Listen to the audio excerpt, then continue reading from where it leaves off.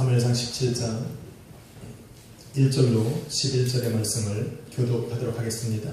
블레셋 사람들이 그들의 군대를 모으고 싸우고자 하여 유다에 속한 소고에 모여 소고와 아세가 사이의 에베스담민에 진침해 사울과 이스라엘 사람들이 모여서 엘라 골짜기에 진치고 블레셋 사람들을 대하여 전열을 벌였으니 블레셋 사람들은 이쪽 산에 섰고 이스라엘은 저쪽 산에 섰고 그 사이에는 골짜기가 있었더라. 블레셋 사람들의 진영에서 싸움을 두드린 자가 왔는데 그의 이름은 골리앗이요 가룟 사람이라. 그의 키는 6규빗 1뼘이며 머리에는 노트구를 썼고 몸에는 비늘 갑옷을 입었으니 그 갑옷의 무게가 놋 5,000세겔이며 그의 다리에는 룩탑관을 썼고 어깨 사이에는 룩가장을 되었으니 그 창자루는 배틀채 같고 창날은 철 600세겔이며 방패든 자가 앞서 행하더라. 그가 서서 이스라엘 군대를 하여 외쳐 이르되 너희가 어찌하여 나와서 전열을 벌이냐. 나는 블레셋 사람이 아니라 너희는 사울의 신복이 아니라 너희는 한 사람을 택하여 내게로 예언하라. 그가 나와 싸워서 나를 죽이면 우리가 너희의 종이 되겠고 만일 내가 이겨 그를 죽이면 너희가 우리의 종이 되어 우리를 섬길 것입니다.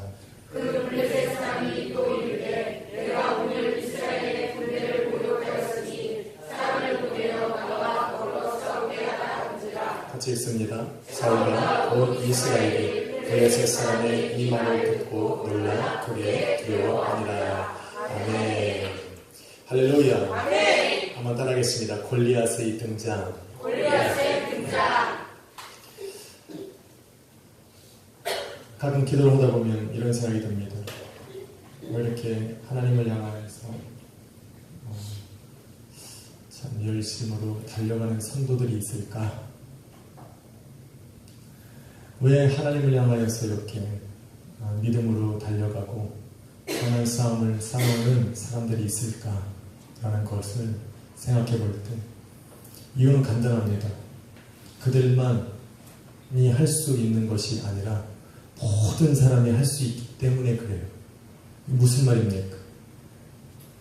예배는 저와 여러분이 이 시간 드리지 않아도 하나님 앞에 영광 돌리는 예배를 드리는 사람이 세상에 넘쳤습니다. 여러분이 그 시간에 이 시간에 마음을 다해 힘을 다해 하나님을 찬양하지 않아도 하나님을 찬양하는 사람들이 세상에 널렸다는 얘기입니다. 만일 모든 세상에 존재하는 사람들이 하나님을 찬양하지 않더라도 하나님께서 창조하신 만물이 그 시간 하나님을 찬양할 것입니다. 아멘. 그렇기 때문에 이 시간에 나를 부르셔서 찬양케 하신 그 하나님, 이 시간에 나를 부르셔서 나로 하여금 찬양으로 영광 돌리게 하신 이 시간에 내가 최선을 다하고 싶은 겁니다. 아멘. 그 하나님께 영광 돌리는 이 시간을 다른 사람한테 빼앗기고 싶은 마음이 사실은 없습니다. 아멘. 여러분한테도 안 뺏기고 싶어요. 제가 앞에서 찬양 인도를 하지만 저는 제 찬양을 하나님 앞에 올려드리는 겁니다. 아멘. 여러분도 저한테 뺏기지 않도록 열심히 하십시오. 아멘. 예배는 그래서 하나님과 나와의 만남이에요. 아멘. 여러분이 그 시간에 열정을 다해서 여러분이 드리는 거예요. 오늘 말씀도 마찬가지입니다. 오늘 말씀을 준비할 때 여러분을 위해서 준비했다고 생각하지 마십시오. 제가 말씀을 보면서 한 주간 묵상합니다. 이 말씀대로 살고자, 이 말씀 속에 나에게 주신 하나님의 진리가 무엇인가 저는 그것만 생각하고 준비합니다. 그래서 오늘 이 말씀이 여러분에게 은혜가 되려면 여러분의 것으로 삼아야 되죠. 내 것으로 삼는 그 사람에게 은혜가 있고 그 말씀의 인도함을 받으리라 믿습니다. 오늘 제목은 골리앗의 등장입니다. 골리앗 모르시는 분 손들어 보십시오. 다행입니다. 성경은 블레셋 장수 골리앗에 대해 자세히 묘사하고 있습니다. 저와 여러분이 읽은 4절로 7절에 보니 그는 가드 사람이고 키가 6규빗 1뼘이고 머리에는 노트구를 썼고 몸에는 비늘 갑옷을 입었고 그 갑옷의 무게가 놋 5,000세겔이고 그 다리에는 놋 각반을 쳤고 어깨 사이에는 놋 단창을 메었는데 그 창자로는 배틀채 같고 그 창 앞에 날의 무게는 철 600세겔이고 방패를 든 자가 그에 앞서 행하더라라는 겁니다. 이해가 잘 안 가죠? 도대체 세겔이 뭐고 이 뭔지 잘 모르시죠? 그래서 제가 오늘날의 단위로 풀어서 해결하면 이렇습니다. 한 규빗은 0.45m입니다. 그래서 그 골리앗의 키가 3m가 넘는 거예요. 3m가 넘는다고 생각을 한번 해보십시오. 이거는 인간이 아닙니다. 2m만 돼도 아마 우리 교회 2m 되시는 분만 있어도 아마 천장 높여야 돼요. 저 철 띄고 아무튼 뭔가를 해야 됩니다. 한 세겔이라고 하는 것은 11.42g입니다. 그래서 그가 입은 갑옷, 이 놋 비늘 놋 갑옷은 몇 킬로그램이냐면 57kg이에요.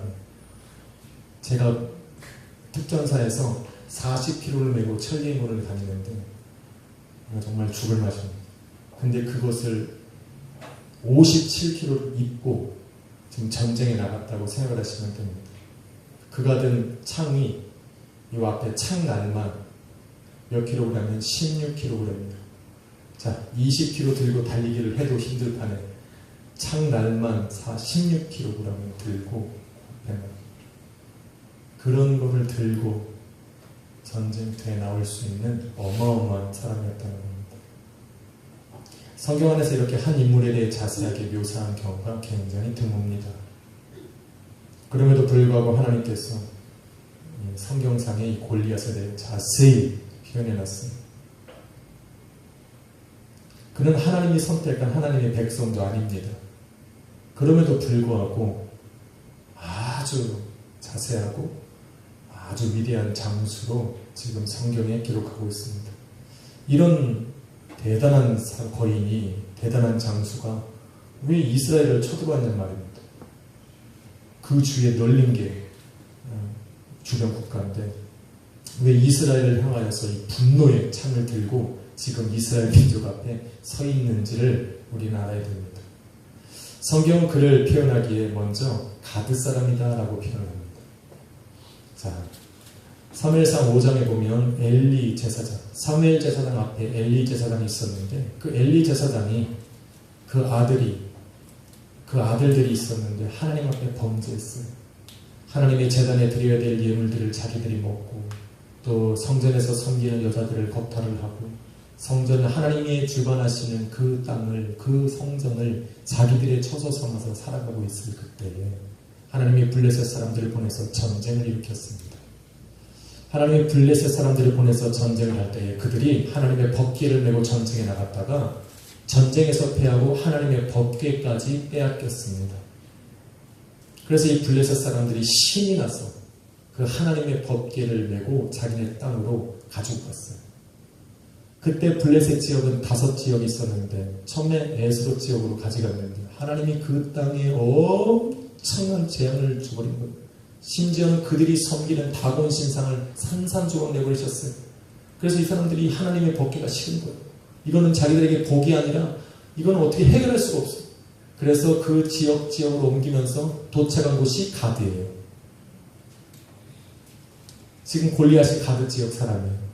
그 가드에 하나님의 법궤가 들어가자마자 그 땅에 심한 독종이 나가서 사람들이 죽어나가고 또 죽지 않은 사람들은 고통 가운데에 죽어가고 있는 그런 상황이었습니다. 그때 골리앗은 좀 어렸어요.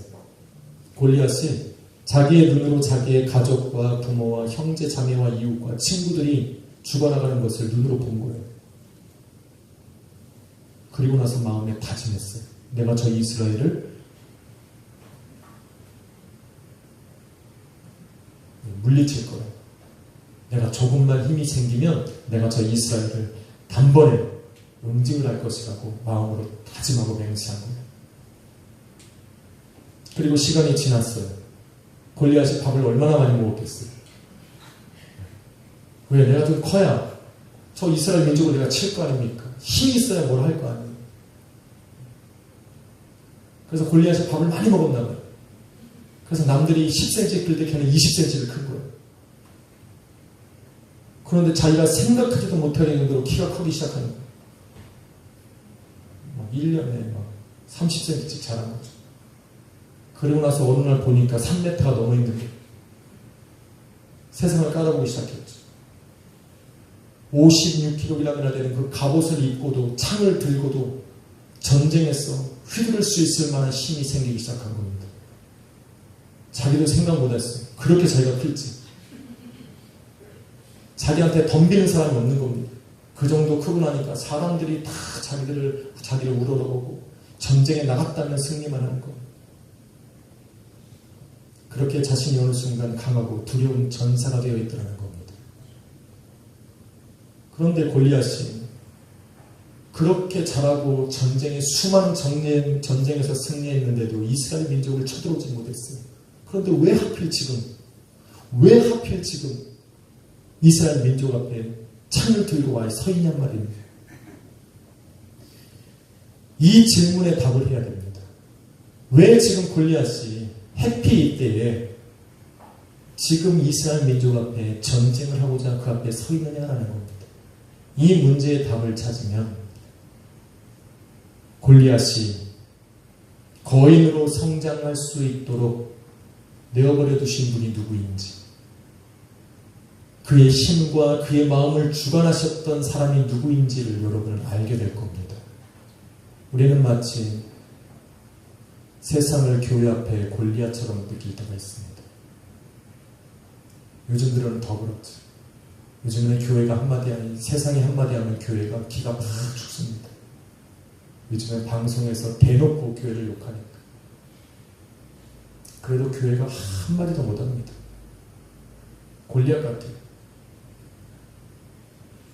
예전에는 교회들이 연합해서 말을 던질 수 있었는데 요즘에는 아주 고급 용어로 찍소리도 못해요. 때리면 맞아야 돼요. 반발도 못해요. 아니라고 말도 못합니다.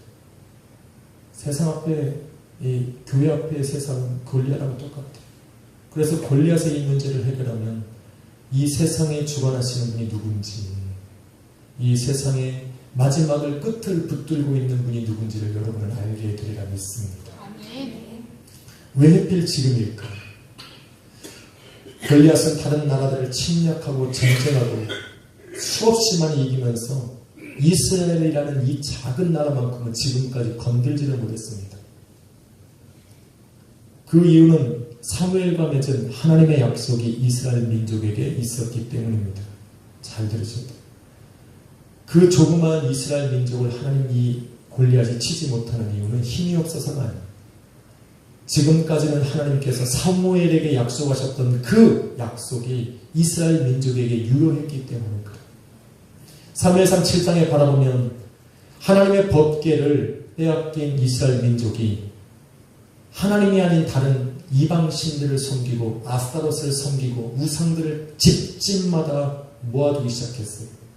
그냥 위급할 때 뭔가는 구해야 하니까.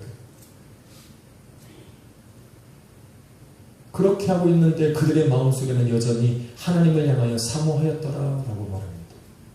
하나님을 사모하는 마음이 사무엘의 귀까지 들리고, 그래서 사무엘이 이스라엘 민족들에게 이야기하기를, 너희는 하나님을 사모하느냐? 그러면 너희 집안에 갖고 있는 모든 이방신들과 우상들을 다 제거하고 불살라버리고 너희는 미스바로 모여라 그랬어요. 그 말을 들었던 이스라엘 민족들이 자기가 가지고 있던 모든 이방신들을 다 제거하고 불사르고 미스바로 모였어요. 그 얘기를 블레셋 군대가 듣고 쳐들어오는 거예요. 어디로? 미스바로. 전쟁에 나가 싸워야 되는데 그 미스바에 모였던 사무엘과 모든 이스라엘 민족이 하나님 앞에 무릎을 꿇었어요. 전쟁을 한 것이 아니라 그 하나님 앞에 오히려 제단을 쌓고 금식을 하며 하나님을 의지하고 하나님만을 붙들었을 때 하나님이 그때 그들의 신앙과 믿음을 바라보시고 뭐를 했어요? 약속을 하시기를, 당신의 손으로 블레셋 군대를 막으사. 이게 사무엘상 7장 13절입니다. 하나님께서 당신의 손으로 블레셋 군대를 막으사 사무엘이 사는 날 동안 블레셋 군대가 침범치 못하게 하시고, 이스라엘 민족이 하나님을 의지하는 동안 하나님께서는 그 땅에 평안을 허락하셨다라고 약속하고 있어요. 그래서 못 온 거예요. 골리앗이 아무리 힘이 세고 참 어마어마한 창으로 전쟁에서 아무리 승리를 해도 이스라엘을 건들지 못한 이유가 바로 이 약속 때문에 그래요. 세상이 여러분 교회를 무너뜨릴 수 있을 것 같지만 저는 그렇게 절대로 믿지도 않고 생각지도 않습니다. 세상이 아무리 골리앗처럼 거대해지고 힘이 세지고 강대해져도 하나님이 허락하시지 않는 한 교회는 무너지지 않아요. 세상의 거짓된 것들은 무너질 수 있어도 진리 가운데 선 교회는 주님이 이 땅에 다시 오셔서 당신의 몸된 교회, 신부된 교회를 부르시기까지는 교회는 이 땅에 존재하게 돼요. 그래서 교회는 세상 앞에 떳떳하고 담대해야 돼요. 그래서 너무 요란 떨 필요도 없어요. 전쟁이 일어났대. 알아요. 어떻게 하겠다고. 교회가 핍박받고 공격받아 괜찮습니다. 안 무너져요. 우리가 다 없어져도 얘들 중에 한 명만 남아있어도 그는 교회가 되는 거예요. 걔 때문에 하나님은 이 땅에 역사하시는 겁니다. 우리 약속의 끝까지 살아남아요. 주님 오실 때까지.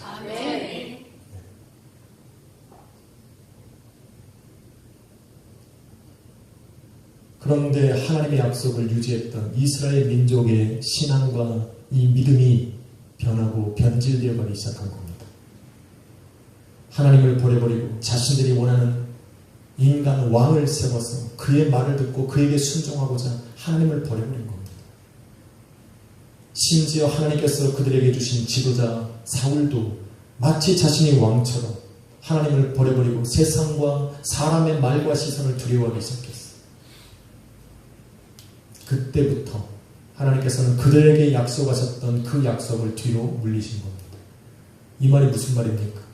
그들을 위해서 하나님이 블레셋 군대, 저 어마어마한 골리앗의 힘을 하나님이 막고 계셨던 그 손을 당신의 뒤로 옮기신 거라는 겁니다. 그래서 골리앗이 작정하는 거예요. 이제는 쳐들어갈 때가 됐구나. 골리앗은 자기가 힘이 세서 온 것 같지만 아니요. 하나님이 그 보호하셨던 손을 치우신 겁니다. 그때부터 이스라엘 민족에게 아주 험난한 인생, 정말 역대로 이스라엘 민족의 가장 위기가 닥치기 시작한 겁니다. 교회도 마찬가지고 여러분의 가정도 마찬가지. 하나님을 붙들어야 돼요. 하나님이 한 번 뒷짐지시면 감당할 수 없어요. 여러분이 생각하지 못하는 저 골리앗이 여러분을 위해서 준비하고 있다니까. 그 골리앗이 여러분은 상상도 못할 거예요. 저 블레셋 땅에 저 골리앗 장수가 있다는 걸 이스라엘 민족은 몰랐다니까요. 저들이 왜 자기네 나라를 침범하지 못하는지 이스라엘 민족은 몰랐어요. 하나님이 뒷짐을 지기 시작하시면 막을 사람이 없어요. 그래서 하나님을 끝까지 붙들어야 돼요. 지금 붙든 그 신앙과 믿음으로 주님 오실 때까지 가야 돼요. 사무엘상 14장 52절에 보면 사무엘상 14장 52절에 보면 사울이 사는 날 동안에 블레셋 사람과 큰 싸움이 있었더라라고 이야기합니다. 하나님께서 그 손을 걷어버리시니까 이제는 수시로 블레셋 군대가 쳐들어오고 이제는 그 골리앗이라고 하는 엄청난 거인을 앞세워서 이스라엘 민족 앞에 전쟁하고자 진을 치는 것입니다. 골리앗은 자신들과 대치하고 있는 사울과 이스라엘 군대를 향해서 그동안에 자기가 쌓아왔던 분노를 아주 그냥 확 말로서 엄포를 내는 겁니다. 저주하고 비난하고 조롱합니다. 너희는 이스라엘 민족 사울의 백성들 아니냐. 나는 블레셋 사람이니까 나오라 이겁니다. 나와 싸우자. 겁을 주는 거예요. 조롱하는 겁니다. 그가 바라는 분노와 말들이 얼마나 위협적으로 들렸는지 여러분 성경 11절에 보면 골리앗 앞에서 이스라엘 민족들을 이스라엘 사람들은 그 말을 듣고 놀라서 두려워했다라고 이야기합니다. 아니 뭐 싸움이 시작된 것도 아니고 아니 골리앗이 누굴 죽인 것도 아니고 아니 말만 했는데 쫄았어. 두려웠어요. 그냥 말만 했는데 두려워 떨어. 여러분 옛말에 하루 강아지 뭡니까? 하루 강아지 범무서운 줄 모른다는 말이 있어요. 맞아요? 강아지가 범 앞에서 범은 꼼짝 당한다는 얘기입니다. 웃긴 거예요. 아유,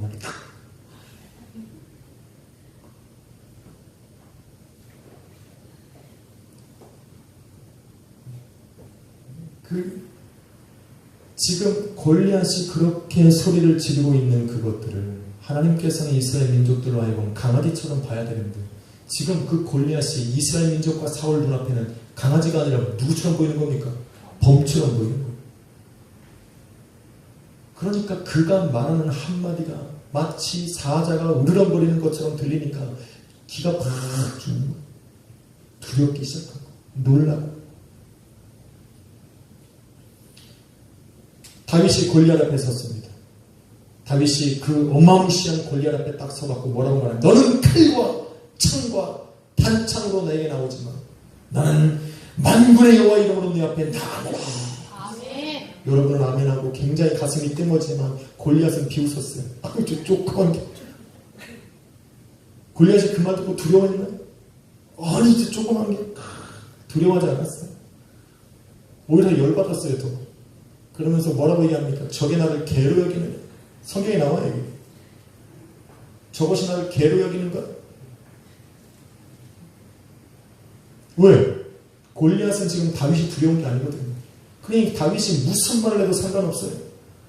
그냥 무슨 말을 해도 내가 두려워할 필요가 없어요. 왜? 내가 볼 때 아무것도 아니게 느껴지거든. 마치 강아지처럼 보이거든. 그렇기 때문에 두려움이 없는 거예요. 다시 말해 무슨 말입니까? 지금 이스라엘 민족은 골리앗 앞에 그 말 앞에 선 그 이스라엘 민족과 그 사울은 이미 골리앗의 모습에 주눅이 들어버린 거예요. 골리앗이 말하기 전부터 이미 골리앗이 자기들 앞에 설 그때부터 이미 마음이 쪼그라들었어요. 그래서 그와 함께 싸워야 된다는 마음도 사라진 거예요. 용기조차 사라진 거예요. 그 앞에 서서 대결하고자 하는 마음조차 먹을 수가 없는 겁니다. 이미 얼어붙어 버렸어요. 그 따지고 보면 사실 누가 이런 3m가 넘는 이런 거인 앞에 누가 담대하게 나설 수가 있겠습니까? 제가 할 수 있겠습니까? 그래서 하나님이 제 이름이 다윗이 아니에요. 여러분은 나설 수 있겠습니까? 겁을 먹는 것이 당연합니다. 두려워하는 게 당연하다는 겁니다. 낙담하는 게 당연합니다. 그래서 하나님은 골리앗을 불러서 사울과 이스라엘 민족 앞에 세운 겁니다. 두려워하라고. 내가 너희를 위해서 막고 기다려줬고 너를 보호했던 그것이 얼마나 위대한가를 그들로 알게 하고자 하나님은 지금 그 골리앗과 같은 거인을 그들 앞에 세워놓은 겁니다. 그래서 그가 그 거인처럼 블레셋 땅에서 자랄 때 하나님이 내버려 두는 거예요. 전쟁터에 나가서 그를 죽이도록 하지 않으신 거예요. 지금 그의 마음을 붙들어서 이스라엘 민족 앞에 세워야 하시기 때문에 하나님은 그 거인 골리앗을 내버려 두신 겁니다. 골리앗의 위험이 이 정도가 아니었으면 그 이스라엘 민족들 군사들 중에 어느 한 사람이라도 나와서 아마 골리앗 앞에 섰을 거예요. 내가 싸워보겠다라고 아마 용기를 내기는 했을 겁니다. 그런데 아무도 없었어요. 이스라엘 모든 민족이 그의 말을 듣고 놀라서 두려워 떨고 심지어는 그가 도망쳤습니다. 어마어마하다는 거죠. 사람들은 자신의 한계를 압니다. 그래서 어떤 일이 딱 벌어졌을 때 그 한계를 조금이라도 뛰어넘으면 두려워하기 시작해요. 왜? 내가 감당할 수 없으니까. 그래서 두려워하고 겁을 먹고 포기하고 그리고 나서 어느 순간 시간이 지나니까 내 마음이 이미 낙담되어 내 마음이 이미 스스로 포기하고 있는 내 자신을 바라보면서 스스로 자포자기하게 되는 겁니다. 사울과 이스라엘은 지금 자신들의 한계에 부딪힌 겁니다. 감당할 수 없는 한계. 그리고 그 한계 앞에 아직 전쟁이 시작되지도 않았는데 그 한계 앞에 스스로 무너지고 있는 겁니다. 사울 왕은요, 이미 이런 상황이 올 것이라고 짐작을 했습니다. 하나님이 자신을 떠나고 사무엘도 떠난 상태에서 블레셋이 자꾸 쳐들어올 때에 이러한 일들이 벌어질 것을 미리 알았기 때문에 미리 준비했어요. 어떻게 준비했습니까? 사무엘상 14장 52절에 보면 사울이 사는 날 동안에 블레셋 사람과 큰 전쟁이 있었죠. 그래서 사울이 어떻게 했습니까?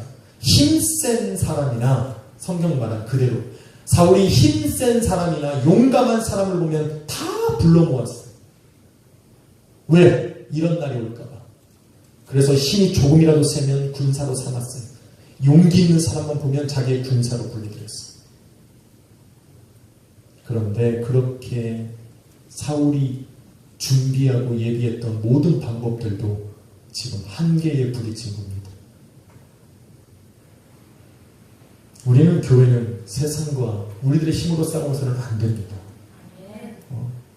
교회가 아무리 말씀에 율법대로 살고 아주 선한 일을 하고 복된 일을 해도 세상을 이길 수 있는 유일한 방법은 예수 그리스도의 복음밖에 없습니다. 이 복음을 붙들지 않으면 아무리 교회가 세상에 잘한다 칭찬하는 일들을 많이 해도 우리는 세상의 그런 조롱과 비난과 힘 앞에 무너질 수밖에 없어요. 그래서 우리의 힘이 되신 그 십자가의 복음을 붙드는 수밖에 없습니다. 한번 인사합시다. 십자가만 붙듭시다. 아멘입니까? 아멘. 여러분의 가정도 이 문제를 해결하려고 사방팔방 다녀봐야 앞에서는 도와주는 것 같지만 뒤에서는 다 그래요. 그때에 가족이 손 붙들고 기도하는 겁니다. 아멘. 그냥 기도하는 거예요. 아니 그냥 기도하는 거예요. 방법 없어요. 기도하는 거예요. 아멘. 아니 그냥 해보라. 뭐 그냥 해보십시오.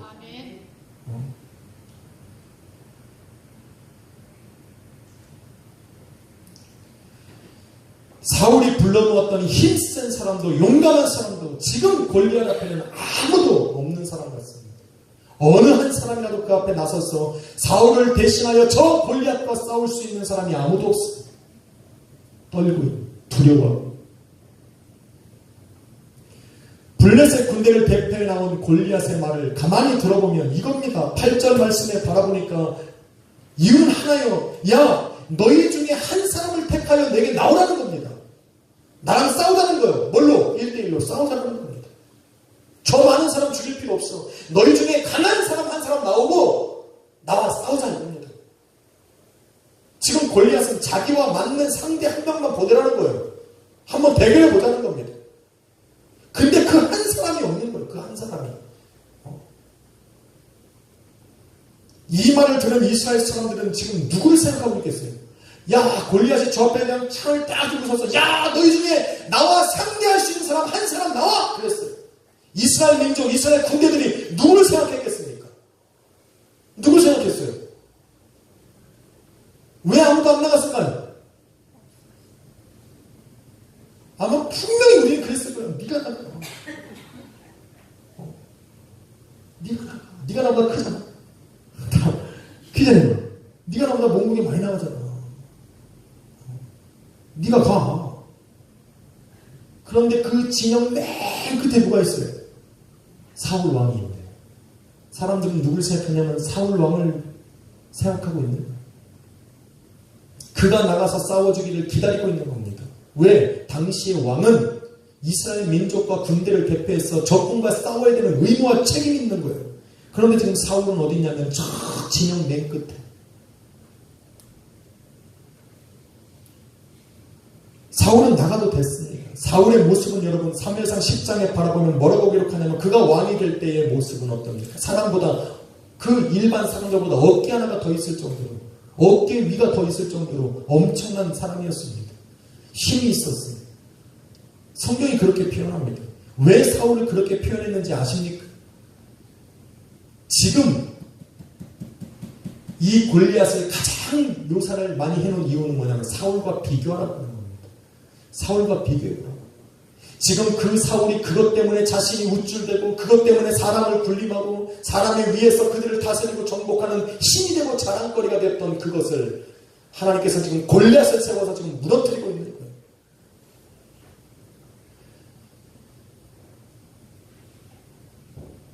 사람들이 그렇게 사울을 생각하고 있는데 사울은 지금 저 진영 끝에서 이전에 갖지 못했던 두려움에 쌓여있고 있는 거예요.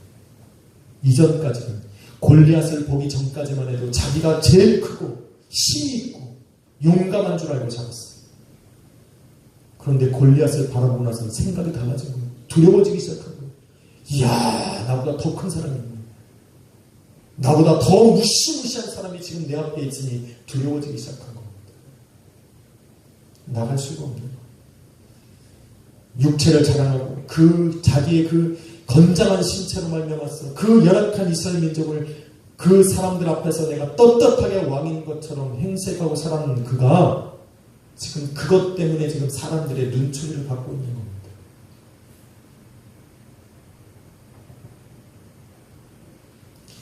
하나님께서는 지금 이러한 상황이 벌어질까봐 사울에게 사무엘을 보내서 계속적으로 이야기한 것이 뭡니까? 너는 사람을 의식하지 말고 사람의 말을 듣지 말고 사람의 모습을 보지 말고 하나님만을 보라고 한 거 아니에요. 이런 순간이 너의 인생에 닥치니까 하나님만을 의지하라고 지금 얼마나 많이 얘기했습니까? 너는 한 사람을 보지 마라.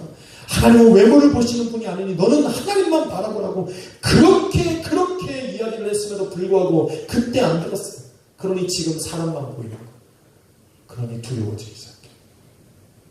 여러분, 보이는 세계에 존재하는 모든 것은 그것이 사람이든 사물이든 하나님의 자녀들의 눈에는 위대해 보일 수 있고 무서워 보일 수가 있어요.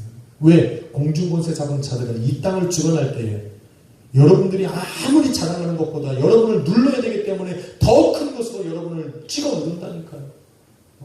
힘을 자랑하면 더 힘센 사람이 와서 여러분을 두렵게 해요. 재물을 자랑해 봐야 더 재물 있는 사람한테 눌리게 되어 있어요. 왜? 이 세상은 우리에게 속하는 것이 아니에요. 여러분이 보이는 것으로 자랑하기 시작하면 보이는 세상을 주관하는 마귀는 언제든지 여러분을 시험하고 유혹하고 여러분을 무너뜨릴 수 있다니까요.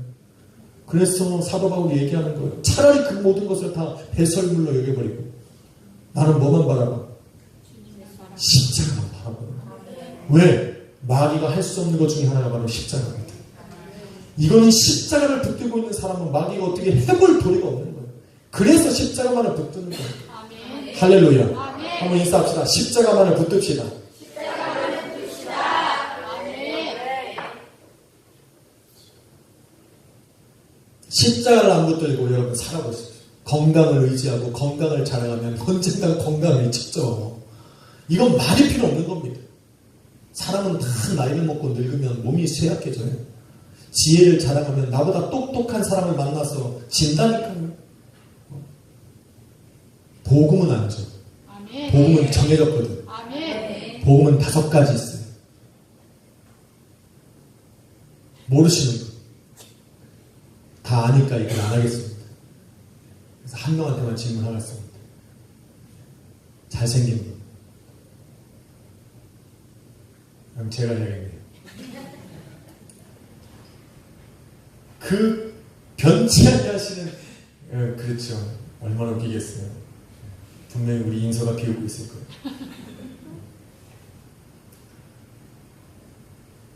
변치 않는 그 복음을 붙들고 있어야 우리는 변하는 세상을 이길 수 있습니다. 이건 진리예요. 여러분 믿든가 말든가. 보이지 아니하시는 그 하나님의 능력을 의지할 때만이 보이는 세상을 넉넉히 이겨나갈 수 있는 힘이 있다니까요. 예수님이 어떤 분입니까? 그는 완전하신 하나님이시죠. 맞습니까? 그런데 마귀가 겁없이 이 땅에 오신 예수님을 시험하겠다라고 달려온 거예요. 그래서 자기가 가지고 있는 최고의 것으로 지금 예수님을 시험하는 거예요. 배고파 죽게 되는 줄 알고 40주야를 금식을 했으니 얼마나 배가 고프시겠습니까? 그래서 돌을 갖다 주고 떡이 변하게 하라. 아니 떡을 만들어 주든가. 자기가 할 수 있는 모든 걸 동원하는 거예요. 저 성경 꼭대기 가서 이 모든 영광을 너에게 줄 것이다. 마귀는 꼭 보이는 것만 준다. 보이지 않는 세계는 하나님 거니까. 보이는 것만 갖고 이렇게.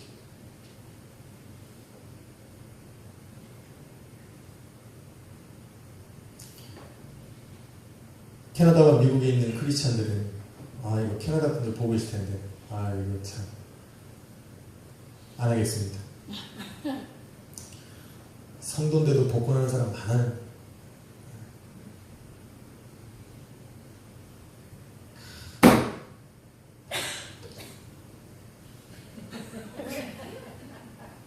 여러분은 한국 분들이니까 다 알아듣잖아요.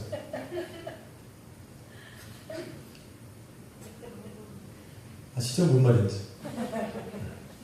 이것만 터지면 뭐. 그리고 삽니다.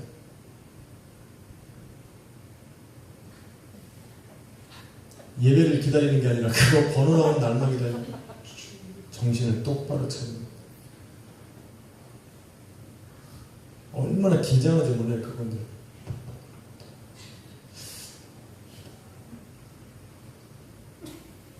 그 6개 번호 고르는데 시간을 많이 들여요. 한 번도 맞아본 적도 없으면서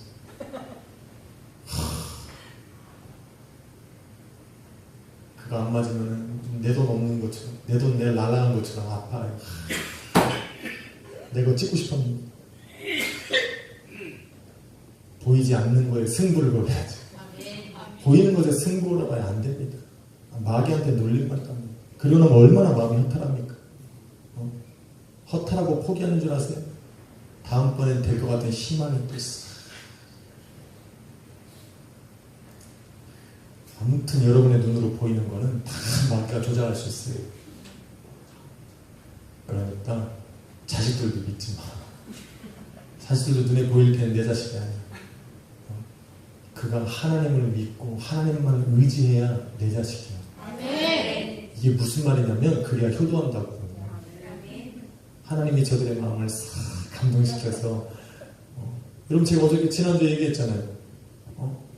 악한 영이 영적 전쟁에 들어와서 악한 영이 우리의 성도들의 마음에 흔드는 것 중에 하나가 뭐예요? 부모를 거역하게 한다니까. 지금이야 애들이 숨죽이고 있지만 20살만 넘어가면 성인 됐다 치고 말 안 들어요. 그때는 어떻게 해? 부모가 할 게 없어. 미안해. 너희들은 안 그렇다는 거지. 너는 예수님 믿잖아.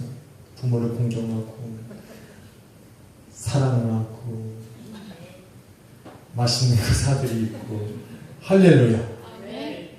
공부도 열심히 하고 또 하고 부모님이 문을 두들기고 이제 좀 잠 좀 자라. 얼마나 몸이 상하니. 그런 말 한 번만 들어봤으면 좋겠어요. 아니 제가 못 들어봤다고. 내가 못 들어봤다고. 여러분은 들을 줄 믿습니다. 예수님은 그들의 실체를 알았어요. 마귀의 실체를 알았어요. 그들은 보이는 것만 갖고 살아가기 때문에 그 보이는 것이 이 땅에 무효하다. 이 땅의 모든 것들은 마치 두루마기처럼 접혀질 것이라는 것을, 걷어질 거라는 것을 우리 주님은 알았어요. 그거에 우리 예수님은 현혹되지 않았어요. 그래서 보이지 아니하시는 하나님의 능력을 믿고 그 시험을 넉넉히 이겨나갈 것입니다. 하나님의 자녀와 교회가 보이지 아니하시는 그 하나님의 능력을 의지하지 않으면 보이는 것에 떨게 되어 있고 두려워하게 되어 있습니다. 세상을 손에 쥔 마귀는 언제든지 저와 여러분을 두렵게 할 수 있어요.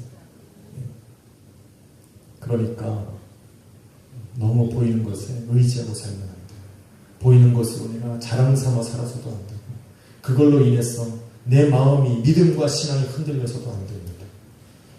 골리앗이 이렇게 40일을 아침과 저녁으로 나왔어. 그냥 한 사람 내어보내라 하니까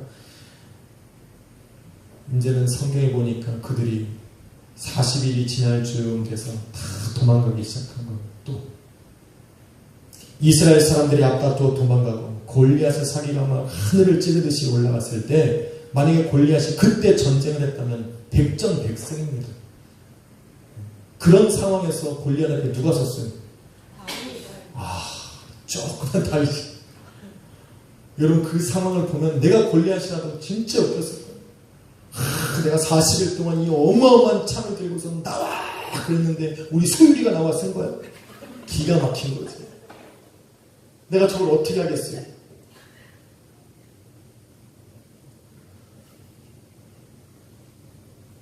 그런데 그때 다윗이 골리앗 앞에 섰는데 골리앗이 3m가 넘고 그 어마어마한 갑옷을 입고 창을 들었던 그게 성경에 보니까 골리앗이 던진 돌멩이 안에 쓰러졌어요. 그래서 골리앗이 유명한 사람이에요. 먼저 와서 그 거대한 몸집으로 돌멩이 맞고 죽은 애로 소문났어요. 그래서 모르는 사람이 없어요. 힘과 의지하다가 다윗이 던진 돌멩이에 쓰러졌다. 그것 때문에 유명한 거예요. 사울 왕은 몰라도 골리앗은 알아요. 치욕스럽지. 여러분 골리앗이 3m 됐다는 거 여러분 알았어요? 골리앗이 든 창이 이 창 앞에 날이 16kg가 됐다는 거 여러분 알았어요? 몰랐죠. 골리앗 그럼 뭐만 생각나? 돌멩이 맞고 쓰러진 거밖에 생각 안 나. 누가 쓰러뜨려? 그것도 조그만 다윗이 한 방에 그것도 어디 맞았어요? 아니, 피해만 될 거를 그냥 맞고 쓰러졌네. 골리앗은 그 역할 하겠다라고 성경에 나오는 거야. 그 돌멩이 하나 맞고 쓰러지려고 40일 동안 그 난리를 친 거예요. 칼 한 번 못 들려보고 그 옆에 서서 떠들다가 입만 살아있다가 맞고 쓰러진 거예요. 그래서 골리앗이 유명한 거예요. 전쟁에서 승리해서 유명한 게 아니라 그래서 유명한 거예요. 그냥 그렇게 죽은 거예요. 그래서 다윗만큼이나 유명해요. 뭐 때문에? 다윗이 올라가기 위해서는 골리앗 같은 사람이 필요한 거예요. 여러분이 하나님의 능력을 체험하고 세상의 높은 곳으로 가려면 골리앗은 쓰러뜨려야 돼요. 그런데 걱정하지 마십시오. 골리앗은 던지면 쓰러져요. 겁만 먹을 뿐이에요. 입만 떠들어요.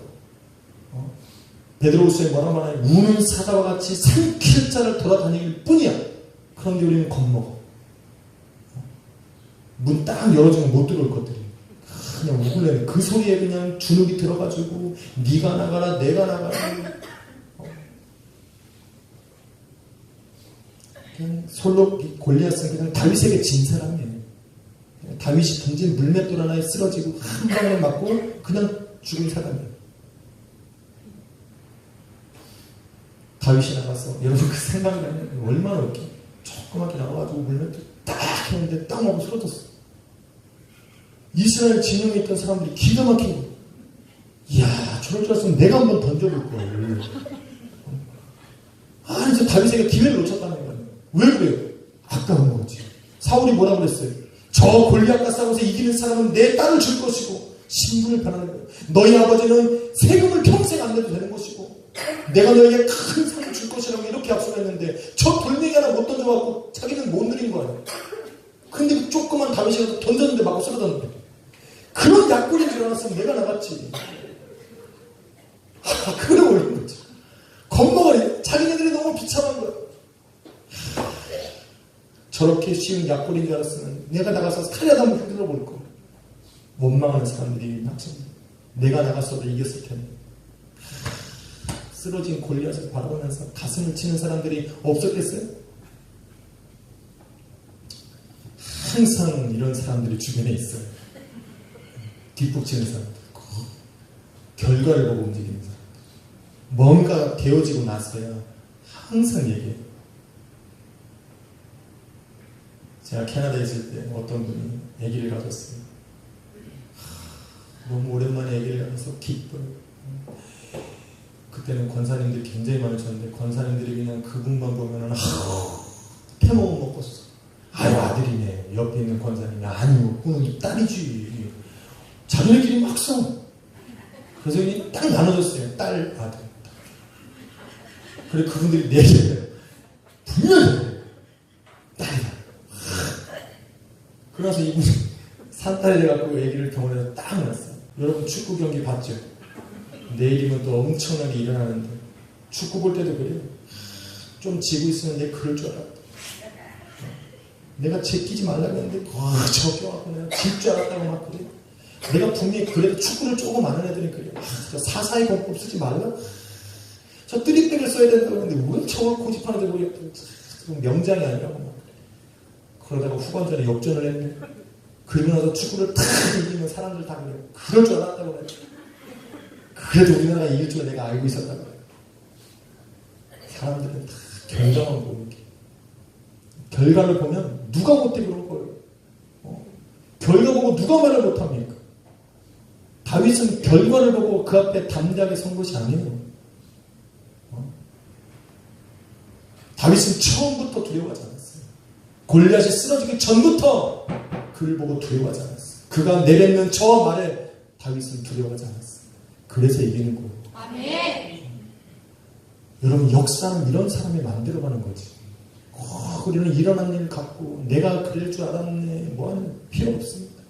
기도하는 사람은 이러한 역사를 만들어가는 사람이지. 아멘.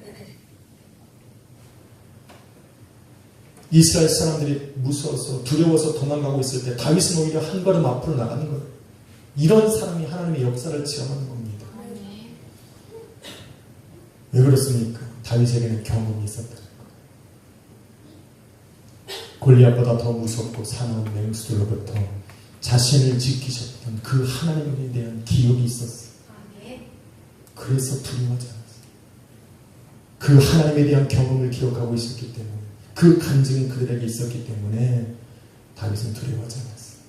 지금 저와 여러분에게 필요한 것이 바로 이런 믿음이에요. 아멘. 지금까지 하나님께서 수많은 골리앗과 같은 위기 속에서 나와 나의 가정을 지키셨으니 앞으로도 하나님이 지켜주실 거라는 믿음.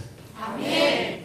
그 하나님께서 내 가정과 나를 지켜주셨던 이 확실한 경험을 기억하고 있고 그 하나님이 나와 함께 하시는 믿음이 있기 때문에 우리는 내일을 두려워하는 게 아니에요. 골리앗이 앞에 있어도, 그런 문제가 내 앞에 있어도 다른 사람은 다 뒤로 갈지언정 하나님을 믿는 사람은 그래서 두려워하지 않는 거예요. 아멘. 수많은 맹수를 경험했던 다윗처럼 저와 여러분도 수많은 위기를 겪으며 지금 이 자리에 있는 것 아닙니까? 도대체 이길 수 없고 넘어갈 수 없을 것이라고 믿었던 그런 수많은 삶의 위기 속에서 우리는 지금도 이겨나가고 이 자리에 있잖아요. 다윗은 그 맹수들과 싸울 때마다 자기의 힘으로 할 수 없다는 걸 이미 알고 있었어요.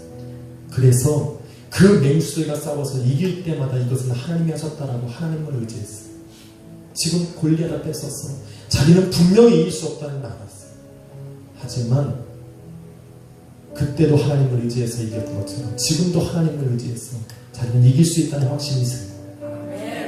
여러분, 위기가 닥칠 때마다 내가 나의 한계를 뛰어넘는 것이 아니라 나의 한계를 뛰어넘었어.